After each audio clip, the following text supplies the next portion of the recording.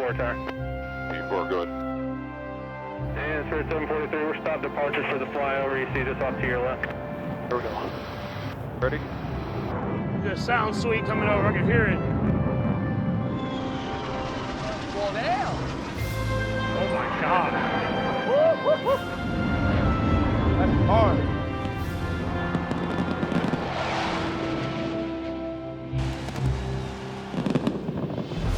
You know, when they're breaking out the planes, that it's a pretty big game.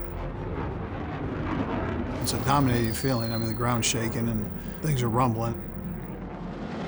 Every single player, every single coach, I'm sure every single fan is just like this. I love that. Thanks, You see the players start cheering. Some players, the tears start rolling down their face, but you know at that point once those jets go flying across, it's go time. We're coming your way, LA. Welcome to Super Bowl 56, one win away from a world championship. In order to successfully coordinate a flyover at something like the Super Bowl, for example, it takes about a year's worth of planning for a massive event like that. We were right at the end of the runway of LAX, and obviously, you know, one of the busiest airports in the world. We're going to fly 5 aircraft through an airspace at 1,000 feet right at the end of the runway. That coordination has to be planned way in advance. 1381, Victor 4 to Park 66. What especially complicated the flyover we did it was a 5-ship of 5 different airplanes. To fly those in close formation at an exact time with very different aircraft, it was extremely difficult. I'm usually in the production booth with the production teams. That's when your nerves start to ramp up a little bit. The NFL's expectation with flyovers is you're going to hit it to the second.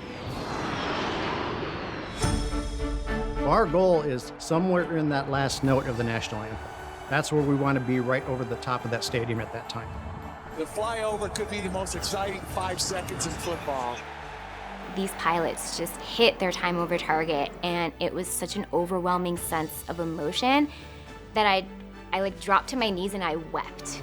It's amazing to know that, hey, the players and coaches that you grew up watching, they get just as excited to see the Jets fly over as we do to participate in it. Look at him. God. That's hard. It doesn't matter if it's your first time or your last time, it's a whoa. That was impressive.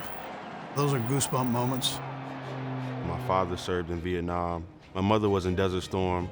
Every time that flyover happens, it's kind of like just a humbling experience for me. You know, just regardless of however big this moment can be. I had a chance to go to Iraq and be a part of a USO mission. We spent a week over there together with General Ray O.D. Erno. And he passed last year, and he became one of my very best friends, changed my life. I just am very honored to be able to stand on the 50-yard line with my hand over my heart and to have an opportunity to express gratitude. As just flying over, I think of all my mom and my dad and all the servicemen and women who've made so many sacrifices, and it's just, to me, it's touching. It's an honor and a privilege to wear this uniform, to put the United States military and the United States Air Force on display. And we don't ever forget that.